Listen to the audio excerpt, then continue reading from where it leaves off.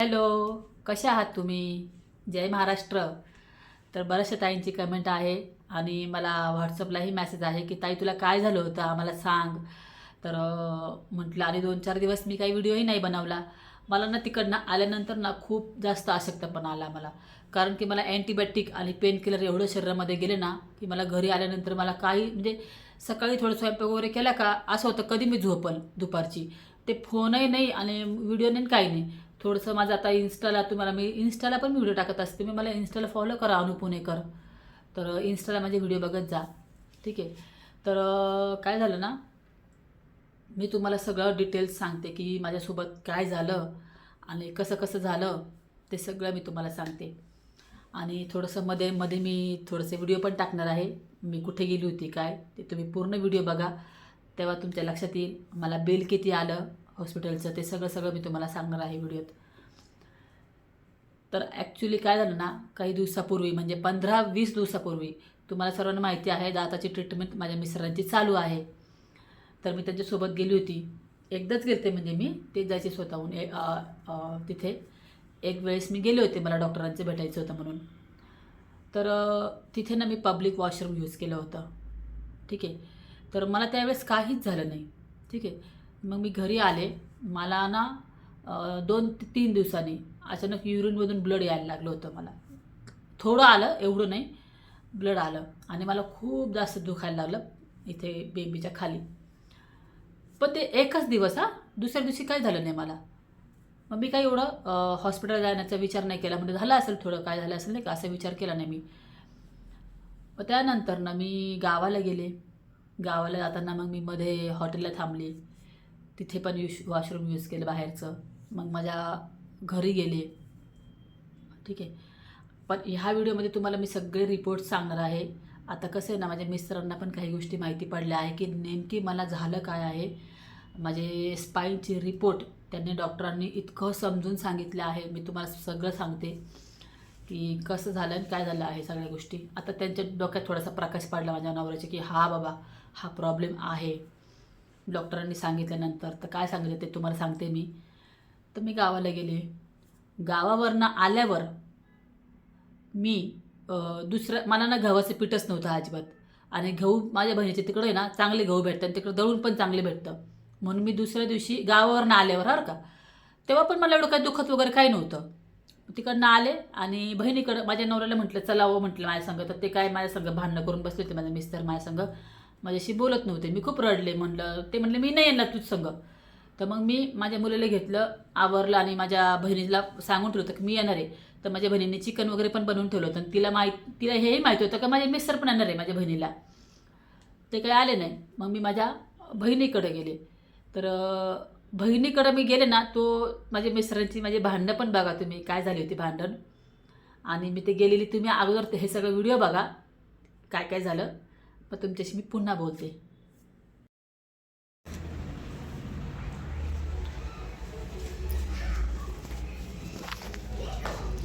सुनो ना, रेडी हो जाओ ना.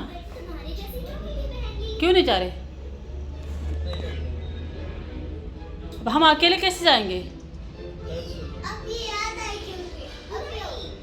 हाँ, अरे वहाँ गेहूँ लेना है मुझे, वहाँ गेहूँ पिसवाना है. हाँ, क्या दूसरे की वजह से मेरा घर बर्बाद कर रहे हो आप?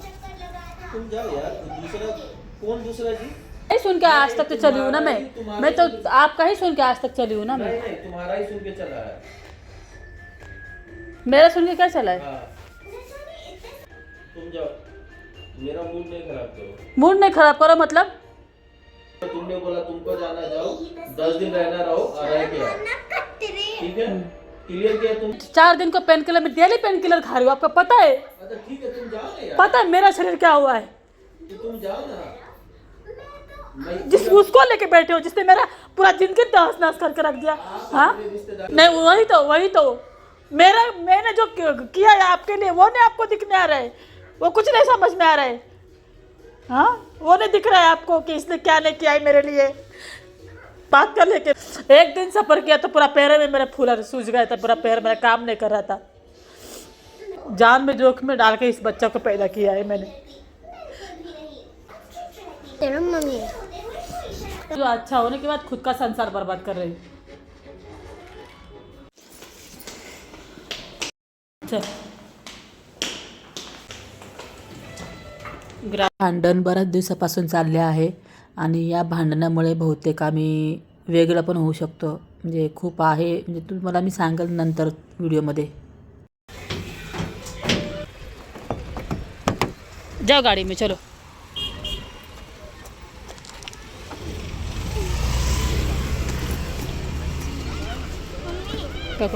असं म्हणतात ना की माणसाला सगळं सुख नाही भेटत, काही ना काही कुठे ना कुठे काहीतरी गमवावं लागतं। तर तसंच माझ्या लाईफमध्ये आहे, खूप साऱ्या गोष्टी आहे, मी दाखवत नाही काही गोष्टी, मी नेहमी हसून राहते, पण ते सगळ्या गोष्टी माझ्या मनामध्ये आहे आणि त्या मला जर वाटलं तर मी शेअर करेल, पण आहे माझ्या मनात खूप सारं साचलेलं आहे। लाडूला गाडीमध्ये बसवलं आहे तिथे मी, आणि इथे मी गहू घेतले आहे, मला गहू पण घ्यायचे होते, त्याच्यामुळे माझ्या मिस्टरांना म्हटलं चला, कारण की इकडे गहू चांगले भेटतात आणि दळून पण छान भेटतं माझ्या बहिणीच्या एरियामध्ये। तर मग मी इथे गहू घेतले आहे 10 किलो, आणि हे गहू मी इथं उचलले, एवढे घेऊन गाडीत ठेवले, परत गिरणीवाल्याला दिले मी एवढे गहू। हे सगळं माझ्या शरीरावर म्हणजे नाही का मला परिणाम झाला तो, नाही का, मी आधीच आतमधून मी आजारी होती, मी खूप, माझं शरीर मला माहिती आहे, मला 4-5 दिवसापासून मला हा त्रास होत होता, पण मी म्हणलं होईल, आज ठीक होईल, उद्या ठीक होईल, असंच चाललं होतं। आणि त्याच्यामध्ये हे आमचे भांडण, आणि त्याच्यामध्ये मला आणखीन ते मला होतं टेन्शन जास्त झालं मला। मग इथे मी थोडंसं पापड्या वगैरे घेतल्या, गहू घेतले 10 किलो, आणि मग जाताना मी तिथे दळायला पण टाकलं, आणि याच्या पुढे मग मी बहिणीकडे पण गेले, माझा नवरा काही माझ्यासोबत नाही आला, त्यांनी ते जिद्दीला लागले ना माझे मिस्टर, तर ते कुणाचं नाही ऐकत, तर मग शेवटी मग मी आपलं आले एकटी, मला यायचं होतं, मला हे पीठ नव्हतं ना, आणि लाडूला शाळेत पाठवायचं होतं, कारण की तिला रोज चपाती द्यावं लागायची डब्याला। मग मी इथं थोडंसं सामान हे सगळं घेतलं होतं मी इथं, लसूण मसाला, चला कुठं आलो आपण, मावशीकडे आलो ना।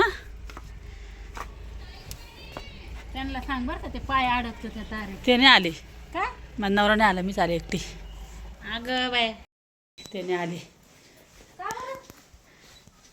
एवढं स्वयंपाक करून ठेवला रे, 1 किलो चिकन आणलं, किती आणलं? 1 किलो चिकन आणलं। आम्ही खात नाही ना दोघी जणी मार्गशीर्ष, तुम्हीच खाते। तर मी इकडे आली, तर इकडे बघा माझ्या बहिणीने चिकन बनवलं आहे, लाडू ये इकडे, चल लाडूला भात खाऊ घालते। तर आता मी जेवण करते आहे, नवऱ्याचा फोनसुद्धा नाही आला, पोहोचली का नाही, बरोबर गेली का नाही। अच्छा आहे, चला आता आम्ही निघालोय आमच्या घरी। चला लाडू, लाडू बघा कशी बसली तर। लेकिन मेरी मैया की सैया वाली फ्रेंड तो अभी नहीं आई, मुझे अगं बाई, मुझे खेलने उसके साथ तिची मैया की सह्या फ्रेंडला भेटायचं होतं ग बाई, तिची मैयाची कशी सह्या फ्रेंड आहे तिची, बोलू काय मैत्रिणीचं नाव ठेवलं मैया की सह्या। कोणची फ्रेंड? मैया की सैया वाली। मैया की सह्यावाली, थांब तिला बोलवते, भेटायला बोलव ग तिला। देखो मावशी फोन लगा रही, आ जाएगी। लाडूची मैत्रीण आली ग बाई, भेट बाई आमच्या लाडूला, भेट, मिलो मिलो।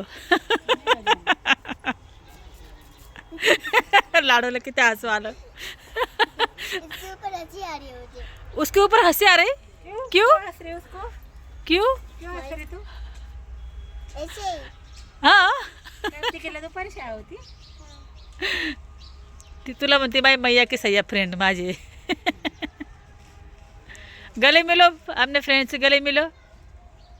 गई मैं खेलने, अभी मुझे अरे खेलना नहीं, अभी घर जाना है, अंधेरा हो जाएगा। काय स्कूल जाने का, अंदर लावने दो, सो जाएंगे हम लोग। तिने काही माग, चला आता आम्ही रोडला जाऊन कॅब करतो बुक। चला टोमॅटो लागलेले, किती टोमॅटो आले बघ ना, किती छान। कॅब बुक केली आम्ही, 20 मिनिटं दाखवतोय अजून। भांडे घासायचे ठेवलं, आता ठेवलेला पडावं, अजून यायला। येतानाच मी गहू दळायला टाकले होते ना, मग त्यांना सांगून ठेवलं होतं मला लगेच जायचं आहे, तुम्ही दळून ठेवा, तर त्यांनी दळून ठेवलं आहे, आणि इथं मी हे घेऊन चालले। लाडू इतकी रडती आहे, तिची ती मैत्रीण तिला पाठवली ना मैत्रिणीला घरी, इतकी रडते, मला हिलासुद्धा कडेवर उचलावं लागलं लाडूला. गहू एका हातात, कडेवर एका लाडू हातामध्ये, आणि ते गाडीमध्ये ठेवलं मी जाऊन. तर बघा इथे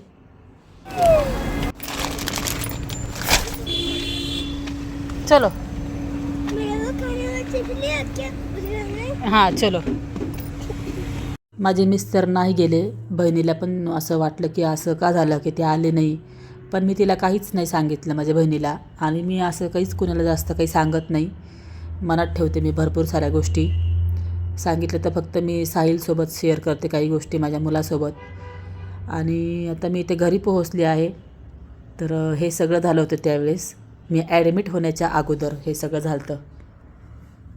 बघितलं का, ते नाही तर नाही आले माझे मिस्टर. ते 10 किलो गहू मी घेतले, तिथं दळायला टाकलं. ती लाडू इतकी रडती आहे, तिला कडेवर घेतलं. ते गहू ते ठेवणं, म्हणजे हे सगळं माझ्या शरीरावर खूप जास्त प्रेशर पडला. ते झालं, मग मी घरी आले. घरी आल्यानंतर मला त्यावेळेस थोडंसं दुखत होतं, जास्त नव्हतं दुखत. दुसऱ्या दिवशी आम्ही दुखतं म्हणून इथल्या छोट्याशा क्लिनिकला गेले माझे मिस्टर मला घेऊन. तिथे गेल्यानंतर डॉक्टर म्हणले सगळे ब्लड टेस्ट करावं लागेल. तर सकाळी मला ब्लड टेस्ट केले होते, मी दाखवलं पण होतं ब्लडचं तुम्हाला. तर ब्लड घेऊन गेले, सगळे रिपोर्ट वगैरे काढले. तर माझ्या त्या रिपोर्टमध्ये युरिनमध्ये मला ते इन्फेक्शन दाखवलं. मग त्याच्यानंतर डॉक्टर म्हणले मेडिसिन घ्या, एकदम राहून जाईल, तुम्हाला काहीच होणार नाही, या मेडिसिनने तुम्हाला रात्रभरात तुम्हाला फरक पडेल. म्हणलं ठीक आहे. मग मी रात्री ते मेडिसिन घेतले, दुसऱ्या दिवशी सकाळी पण घेतले. मला आणखी जास्त दुखायला लागलं, मला इतकं म्हणजे प्रमाणाबाहेर दुखायला लागलं. दुसऱ्या दिवशी तसंच मी लाडूला जेवायला घातलं, ते मागच्या व्हिडिओमध्ये आहे.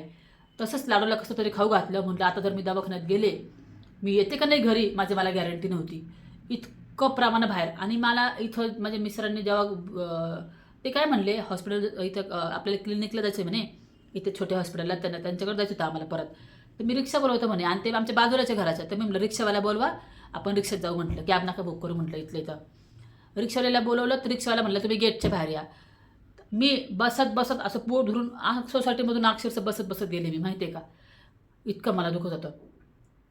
1-2 ताईंनी विचारलं पण आमच्या स्वतः काय झालं, म्हटलं अहो मला माहीत नाही काय झालं, पण मला दुखतंय. ते म्हणले किडनी स्टोन असं मला बोलले. तर मग गेले रिक्षामध्ये त्या छोट्याशा क्लिनिकला, जिथे गेलो पहिले तिथं त्याच्याकडं. त्याने केले हात वर डॉक्टरने. म्हटलं ही माझी केस नाही राहिली म्हणे आता, कारण की मी तिथं म्हणजे भयानक असं लोक बघत होते माझ्याकडे, मी एवढी वरड होते मी तिथे, इतका मला त्रास. आणि सगळे असं म्हणत होते की हिला किडनी स्टोन झालेला आहे, किडनी स्टोनचंच असं दुखतं म्हणून. तर म्हणले तुम्ही एमर्जन्सीमध्ये तुमच्या वाईफला, माझ्या मिस्टरांना सांगितलं तुम्ही यांना एमर्जन्सीमध्ये रुबी हॉलला आत्ताच्या आत्ता घेऊन जा म्हटले. आणि मी अशी कपड्यावर गेले, काय घेऊन नाही गेले, मोबाईलचं चार्जर नाही, लाडूचे कपडे नाही, काहीच नाही. आता रुबीला गेल्यावर म्हटल्यावर मला पोरगी माझ्या संग लहान, कसं करायचं काय, खूप टेन्शन झालं होतं मला लाडूचं, नाही का. तर मग गेलो आम्ही, कॅब बुक केली. कॅब बुक केली आणि आम्ही घरी आलो. ते लाडूचे सामान वगैरे घरातलं घ्यायला मी तर त्या कॅबमध्ये खालीच बसून राहिले. म्हणजे जाऊ तुम्ही घरी वर जा, आणि ना जे लागतं ना आपल्याला तिथं ब्लँकेट वगैरे सगळं तुम्ही घेऊन या म्हटलं जाऊन. तर माझ्यावरती मिसरवरती फ्लॅटमध्ये आले, मी खालीच कॅबमध्ये बसून पोट धरून अशी मी बसून राहिले. लाडून मी सगळं सामान माझ्या मिस्टरांनी बॅगमध्ये भरलं आणि आले आम्ही लगेच. मग तिकडनं रुबी हॉलला गेलो. रुबी हॉलला गेल्यानंतर तिथे गेल्यावर त्यांनी मला पहिले 2 पेनकिलर चालवले, ते सलाईनमध्ये चालवले पेनकिलर, आणि मला डायरेक्ट ICUमध्ये घेऊन गेले मी, कारण की माझी कंडिशन खूप खराब होती. डायरेक्ट स्ट्रेचर आणलं, त्याच्यावर झोपवून मला ICUमध्ये घेऊन गेलं. मी ते स्ट्रेचरवर अशी 2 पाय असं जवळ आणि असं धरून मी त्या स्ट्रेचरवर सरळ झोपायचं ना, तर मी हे पाय जवळ असं धरून इतकं दुखत होतं मला. ICUमध्ये गेले, 2 ते सलाईन चालवले. त्याच्यानंतर त्यांनी मला म्हटले तुमची काय युरिन आपण टेस्ट करूया, तुम्हाला प्रेग्नन्सी वगैरे तर नाही ना. म्हटलं अहो नाही आहे तसं काही प्रेग्नन्सी वगैरे काही नाही म्हटलं. तर ते काय ऐकायला तयार नाही. ते म्हणले आम्हाला डॉक्टर सर्टिफाईड लागतं, उद्या तुमची प्रेग्नन्सी जर असली, कसं ना मला CT स्कॅनला घेऊन जायचं होतं. त्या CT स्कॅनमध्ये चालत नाही वाटतं, प्रेग्नंट वगैरे असं चालत नाही. तर मग ते टेस्ट केले, ते निगेटिव्ह आली. मग मला CT स्कॅनला घेऊन गेले. CT स्कॅन झाल्यानंतर माझे रिपोर्ट्स आले. तर रिपोर्ट्समध्ये आलं, त्या रात्री माझा रिपोर्ट नाही आला. रिपोर्ट माझ्या दुसऱ्या दिवशी सकाळी त्यांनी आम्हाला रिपोर्ट सांगितला. डॉक्टर आल्यावर ते नर्सला विचारायची मी सारखे, काय झालं मला सांगा ना, काय झालं मला सांगा ना. मला सुद्धा कन्फ्युजन ना की काय झालं, मलाच माहिती नव्हतं. तर दुसऱ्या दिवशी डॉक्टर आले. मग डॉक्टर आल्यानंतर डॉक्टर म्हटले तुम्हाला ते तुमच्या बेंबीच्या खाली तिथे ना युरिनचं इन्फेक्शन असं झालं आहे ना की ते तुमच्या पूर्ण मसल्समध्ये पसरलं आहे, त्याच्यामुळे तुम्हाला एवढा त्रास झाला. अख्खे जे असले पोटाचे जे पार्ट असतात ना त्या पार्टमध्ये पूर्ण सगळीकडे इन्फेक्शन पसरलं तुमचं. मी ते जास्त घरीच टाईमपास वगैरे हे केल्यामुळं ते गावाला गेले, परत बहिणीकडे गेले, ते पसरत गेलं मला, असं झालं ते. तर त्याचा रिपोर्ट आला. मग माझे मिस्टर म्हटले मग आता मला तर कमरेचं दुखणं हे तर तिथे खूप दुखत होतं मला कंबर पण. माझे मिस्टर म्हणले आलं आहे तर तुझं हे पण आपण इथे विचारून चौकशी करून घेऊ. म्हणलं तर बिल तर लय येणार, म्हटलं मी तुम्हाला बिल पण किती आलं ते पण सांगते. तर मग ना ते झालं बरं का, त्यांनी मला पेनकिलर घालवले, माझं पोट दुखायचं राहिलं. मग सर्जन बोलवले, स्पाईन स्पेशलिस्ट सर्जन बोलवले. त्यांना असं सांगितलं की असं प्रॉब्लेम आहे. माझ्या नंदेच्या डिलिव्हरीला मी गेले होते, त्यावेळेस माझ्या सगळं काय काय झालं ना मी सगळं डॉक्टरला माझ्या नवऱ्यासमोर मी सांगितलं डॉक्टरला की असं झालं होतं माझ्यासोबत. तर डॉक्टर म्हटले, डॉक्टर तर काय बोलणार ना, तर म्हटले आपण तुमचा एक एक्सरे घेऊ मला म्हटले. तर म्हटले डॉक्टर माझ्याकडे MRI आहे. म्हटलं तुम्ही त्या रिपोर्टवर तुम्ही आम्हाला सांगा मला स्पाईनमध्ये माझ्या काय आहे ते, मला तर माहिती आहे माझ्या स्पाईनमध्ये. तर डॉक्टर म्हटले मी तुम्हाला एक्सरेमध्ये एकदम डिटेल्स समजून सांगतो. तो केला माझा एक्सरे केल्यानंतर एक्सरेचा रिपोर्ट लगेच नाही आला. तो रिपोर्ट ना 7-8 तासांनी रिपोर्ट आला एक्सरेचा. एक्सरेचा रिपोर्ट आल्यानंतर जे MRIमध्ये आम्हाला समजलं नाही ना ते त्या डॉक्टरांनी आम्हाला मोबाईलवर तो एक्सरेचा रिपोर्ट ती माझी स्पाईन दाखवली माझी कशी आहे मोबाईलवर. तर ही जी समजा ही जी स्पाईन आहे ना तिने दाखवली, ही अशी ना आपली रीढची हड्डी अशी असते स्पाईन, अशी येऊन इथे अशी क्रॅक आहे माझी एकदम लास्टला आपलं इथला जो कमरेचा खालचा शेवटचा पार्ट आहे ना इथून इथपर्यंत माझी बरोबर आहे बरं का, इथं माझी अशी झालेली आहे. म्हणजे डॉक्टर काय म्हणले हे एका लाईनमध्ये पाहिजे ना तुमची, इथंच तुम्हाला डॅमेज झालं आहे तो असा हाल कसा गेलेला आहे तो, ठीक आहे. आणि आपले जे आता हे जे खाचा आहे ना ह्या आपल्या स्पाईनमध्ये पण असतं आणि याच्यामध्ये एक लिक्विड असतं ह्याच्यामध्ये, आणि ह्या लिक्विडमध्ये आपण वागतो नाही का त्या लिक्विडमुळं. तर माझं हे जे ना इथलं जे आहे ना इथलं अख्खं लिक्विड आहे ना त्या कमरेतलं ते पूर्ण काळं होऊन गेलेले. डॉक्टरांना म्हटलं असं का झालं, त्यांनी मला ते एक्सप्लेन केलं. असं का झालं म्हटलं मला हे पूर्ण काळं झालेलं आहे, ते लिक्विड संपलेलं आहे आणि माझा इथला असा क्रॅक गेलेला आहे. तर डॉक्टर म्हणले ते तुम्ही जास्त असं ते खूप अतिप्रमाणामध्ये काम केल्यामुळं तुमचं ते असं घासून ते लिक्विड तिथं संपलं. तर मी काय करायची तिथं तिच्या डिलिव्हरीला गेल्यावर तुम्हाला माहिती आहे, जावर ये खाली, म्हणजे त्यांची आंघोळसुद्धा माझ्या सासूनंदाची बालते भरून 2-2 बालत्यांना आंघोळीला वर घेऊन जायचे मी, जेवायला वर घेऊन जायचे. अशा माझ्या दिवसातनं 100 चक्रा व्हायच्या वरती शिडीनी. जा वरती ये खाली, भाभी हॉर्लिक्स लेके आओ, भाभी चहा घेऊन ये, नाश्ता घेऊन ये, बनवायचं आणि घेऊन जायचं वरती. असं तर नव्हतं करायला पाहिजे ना त्यांनी. हां, आणि तेव्हा डिसेंबरचा महिना होता, वरती ऊन येतं ना टेरेसवर म्हणून ते वर बसायचे. तर मग ते तेवढं जे माझ्या शरीरावर प्रेशर पडलं ना, आम्ही 2 सिजर झालेले होते हो माझ्या त्या शरीरावर खूप प्रेशर पडला, मी अशी होऊन गेले होते काय त्यावेळेस. माझं त्याच्या आहेत माझे फोटो पण आहेत भरपूर माझ्याकडं. तर ते झालं माझ्यासोबत आणि त्यात तिची डिलिव्हरी झाली, माझ्या नंदेची डिलिव्हरी झालं, तिला मुलगी झाली, मी तुम्हाला सगळं सांगितलेलं आहे. डिलिव्हरीच्या दिवशी माझ्या नंदेच्या तिला ज्या दिवशी दुखायला लागलं तर आम्ही गेलो हॉस्पिटलला आणि रात्रभर ती आता एक बाई आहे म्हटल्यावर तिला माया येणारच ना, मला माया यायची, ती ओरडायची ना मला माया यायची.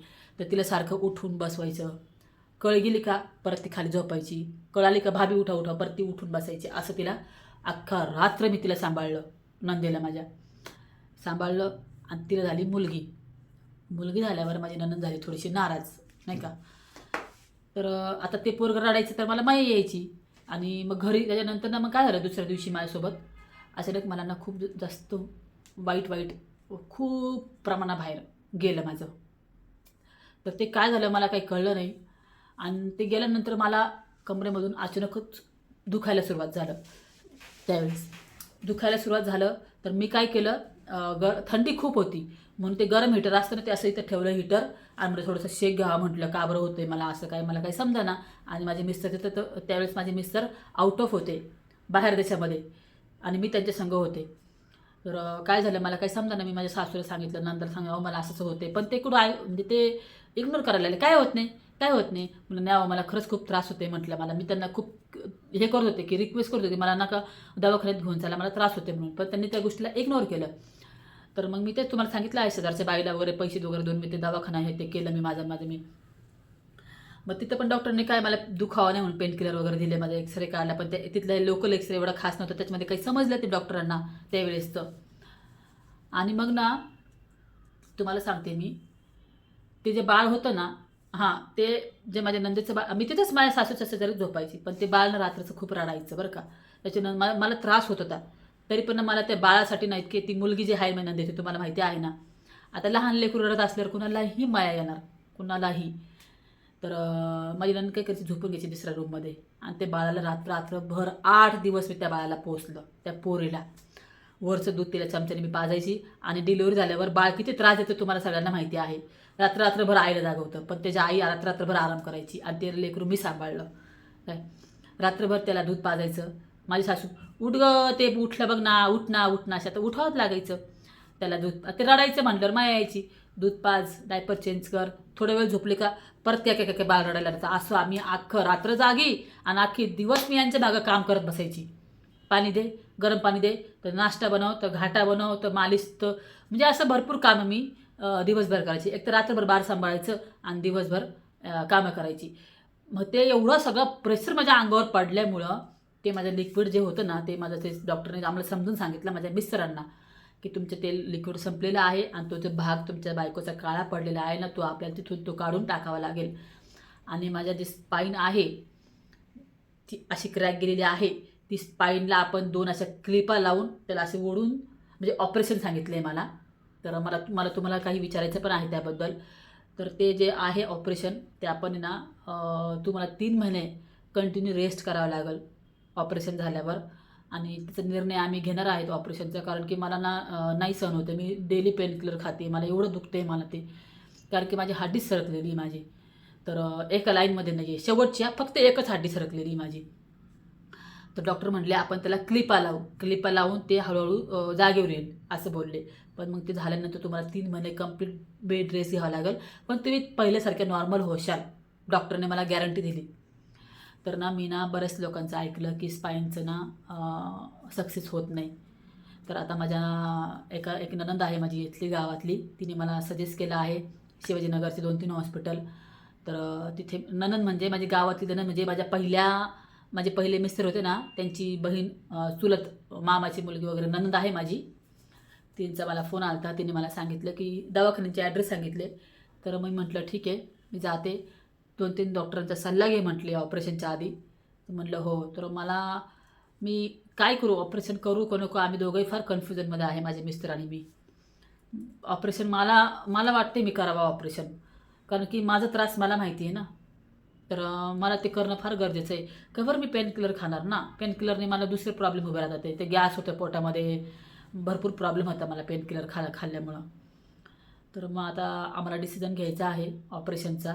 तर तुम्हीही सांगा की मी काय करू काय नको करू. खूप मोठा व्हिडिओ झालेला आहे ना, खूप जास्त सगळं तुम्हाला मी सांगितलेलं आहे. आणि मला बिल किती आलं ते तुम्हाला सांगायचं आहे. तर बिल मला आलं आहे जवळजवळ 70. तुम्ही समजून घ्या, 70 बिल आलेलं आहे. थोडं आमच्या मिस्टरांच्या इन्शुरन्समधून हे झालेलं आहे. बाकीचं काय होतं ते आम्हाला वरती द्यावं लागले पेमेंट, बाकी आमच्या इन्शुरन्समध्ये कवर झाले ते. तर आता ऑपरेशनचं पण बघू, मला सांगा तुम्ही कमेंट करून, मी करू नको करू, काय करू काय नाही. ठीक आहे, चला मग येऊ का, बाय बाय.